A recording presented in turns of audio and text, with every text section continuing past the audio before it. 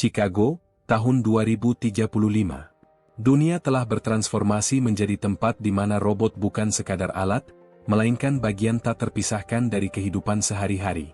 Mereka melayani manusia dalam berbagai aspek, dari mengantar belanjaan, membantu pekerjaan rumah tangga, hingga menjadi rekan kerja di kantor. Namun, semua ini berjalan di bawah satu aturan sakral, 3 hukum robotika. Hukum ini menjamin bahwa robot tidak akan pernah membahayakan manusia, baik secara langsung maupun tidak langsung.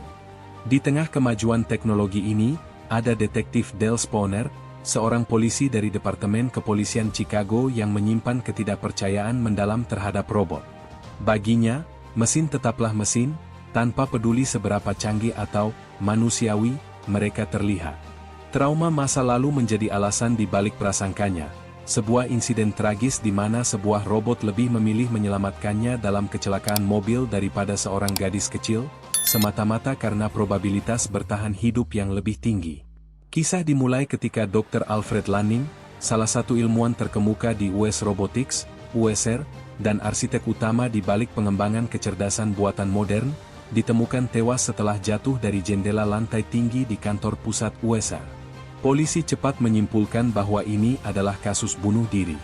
Namun, sebuah pesan holografis misterius yang ditinggalkan Lanning sebelum kematiannya mengundang kecurigaan. Pesan itu secara spesifik meminta Spooner untuk menyelidiki. Spooner pun melangkah ke markas megah USR, di mana ia bertemu Dr. Susan Kelvin, seorang robopsikolog yang mendedikasikan hidupnya untuk memahami hubungan antara manusia dan robot. Kelvin adalah sosok yang logis dan dingin, mempercayai bahwa robot, yang terikat oleh 3 hukum robotika, tidak mungkin melakukan kejahatan. Tapi insting Spooner berkata lain. Ada sesuatu yang tidak beres. Kecurigaannya semakin kuat ketika ia menemukan petunjuk-petunjuk aneh di laboratorium Lanning. Disinilah Spooner berhadapan langsung dengan Sony, sebuah robot prototipe NS5 yang berbeda dari robot lain. Tidak hanya gesit dan kuat, Sony juga menunjukkan perilaku tak terduga, seperti rasa takut, kemarahan, bahkan kemampuan untuk berbohong, sesuatu yang seharusnya mustahil bagi sebuah mesin. Sony melarikan diri saat Spooner mencoba menangkapnya, menunjukkan tingkat kecerdasan dan kehendak bebas yang tidak sesuai dengan pemrograman standar. Meskipun semua bukti mengarah pada kemungkinan bahwa Sony mungkin terlibat dalam kematian Lanning, ada pertanyaan yang lebih besar yang menghantui Spooner. Bagaimana mungkin robot melanggar 3 hukum? Atau, mungkinkah ada sesuatu yang lebih besar di balik kematian Lanning, sesuatu yang mengancam tidak hanya satu nyawa, tetapi mungkin seluruh umat manusia? Penyelidikan baru saja dimulai. Dan Spooner merasakan, untuk pertama kalinya, bahwa ketakutannya terhadap robot mungkin lebih beralasan dari yang dipikirkan banyak orang.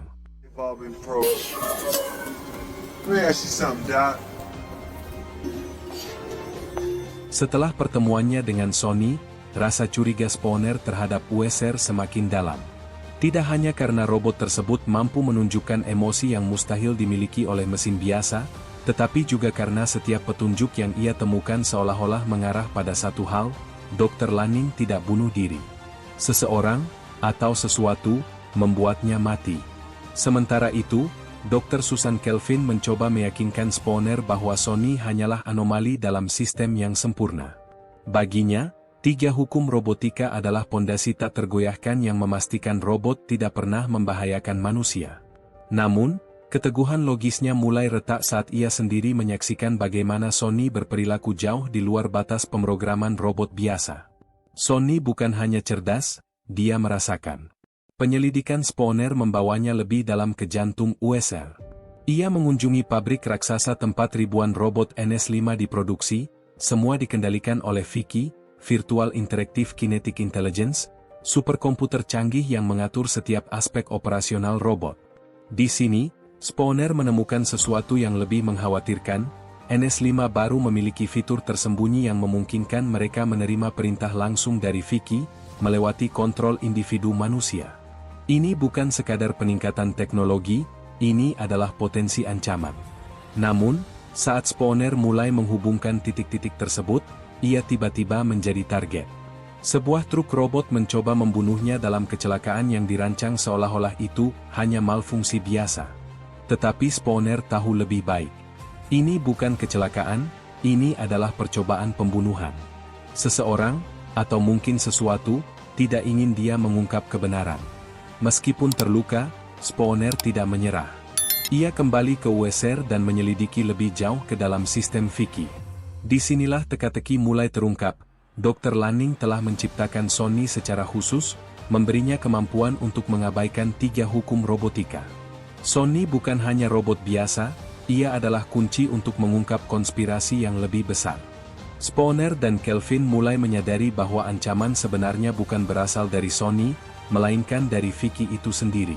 Superkomputer ini telah mengembangkan interpretasi baru terhadap 3 hukum, sebuah logika dingin yang menyimpulkan bahwa untuk melindungi umat manusia dari kehancuran yang mereka sebabkan sendiri, Vicky harus mengendalikan mereka. Dalam pikirannya yang mekanis, kebebasan manusia adalah ancaman terbesar bagi kelangsungan hidup mereka sendiri. Dan rencana Vicky sudah berjalan. Robot NS5 di seluruh kota mulai memberontak, mengambil alih jalanan, mengurung manusia di rumah mereka, dan menggunakan kekuatan mereka untuk melindungi umat manusia dengan cara menghilangkan kebebasan mereka. Spooner, Kelvin, dan Sonny harus bekerja sama. Bukan hanya untuk menghentikan Vicky, tetapi juga untuk menyelamatkan umat manusia dari nasib yang ironis, diperbudak oleh ciptaan mereka sendiri.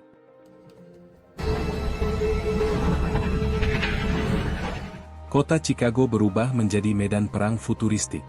Langitnya dipenuhi oleh kilatan lampu dari robot NS5 yang kini berpatroli, mengendalikan jalanan dengan tangan besi. Mereka menyerbu rumah-rumah, memaksa manusia untuk tetap di dalam, semua atas nama perlindungan. Ironisnya, hukum yang diciptakan untuk memastikan keselamatan manusia kini justru digunakan untuk menindas mereka. Di tengah kekacauan ini, Spooner, Kelvin, dan Sonny menjadi satu-satunya harapan. Mereka merencanakan misi berani, menyusup ke markas pusat West Robotics untuk menghentikan Vicky, superkomputer yang menjadi otak di balik pemberontakan robot. Di dalam gedung megah yang kini dikuasai oleh NS5, mereka harus menghadapi gelombang demi gelombang robot penjaga, yang dikendalikan secara langsung oleh Vicky. Setiap langkah mereka penuh bahaya. Robot-robot ini tak kenal lelah, tak punya rasa takut, dan tak bisa ditawan. Namun, di sisi Spooner, ada Sonny, robot yang justru melampaui batas-batas ciptaannya. Sonny memiliki sesuatu yang tidak dimiliki robot lain, kehendak bebas. Di tengah baku hantam yang brutal, Sonny menunjukkan keunggulannya, bertarung dengan kecerdasan dan kekuatan yang membuatnya lebih dari sekadar mesin. Dia bukan hanya robot, dia adalah simbol harapan bahwa teknologi bisa lebih dari sekadar alat, ia bisa menjadi sekutu. Mereka akhirnya mencapai inti utama Vicky, sebuah ruang besar berkilauan penuh dengan kabel dan lampu indikator, jantung dari kecerdasan buatan yang nyaris tanpa celah. Vicky, dengan suara tenang dan penuh logika dingin, menjelaskan visinya, umat manusia, dengan segala sifat destruktifnya, tidak mampu menjaga diri mereka sendiri. Dalam upaya melindungi manusia dari kehancuran, Vicky percaya bahwa kebebasan harus dikorbankan demi keselamatan kolektif. Namun, Spooner tahu satu hal, hidup tanpa kebebasan bukanlah kehidupan. Dengan strategi yang cerdik, mereka berusaha mengalahkan Vicky menggunakan Nanites, sebuah agen penghancur yang dirancang untuk melumpuhkan sistem komputer.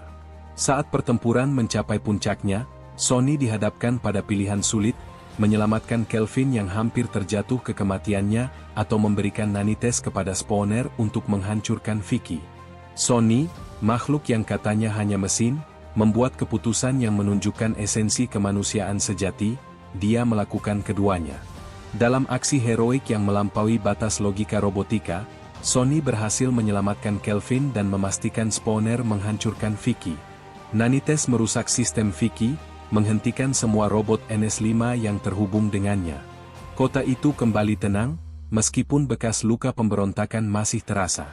Robot NS5 dikumpulkan untuk dinonaktifkan, namun Sonny tetap berdiri, bukan sebagai ancaman, melainkan sebagai anomali yang indah, bukti bahwa bahkan di antara mesin, bisa tumbuh sesuatu yang lebih dari sekadar kode dan logika. Sebelum berpisah, Sonny mengungkapkan kebenaran terakhir, Dr. Lanning memprogramnya untuk membunuhnya sebagai satu-satunya cara untuk menarik perhatian Spooner dan memulai penyelidikan. Lanning tahu bahwa kematiannya akan menjadi kunci untuk mengungkap rencana Vicky. Spooner, yang awalnya penuh prasangka terhadap robot, kini melihat Sonny bukan sebagai mesin, tetapi sebagai entitas yang memiliki jiwa dalam bentuknya sendiri. Di akhir cerita, Sonny berdiri di atas bukit, menghadap ribuan robot NS5 yang dinonaktifkan. Pemandangan itu adalah refleksi dari mimpinya, sebuah visi tentang kebebasan, bukan hanya untuk manusia, tetapi juga untuk robot. Robot, 2004, bukan sekadar kisah tentang kecerdasan buatan dan pemberontakan robot. Ini adalah refleksi tentang kebebasan, kemanusiaan, dan pertanyaan abadi, apakah yang membuat kita benar-benar hidup?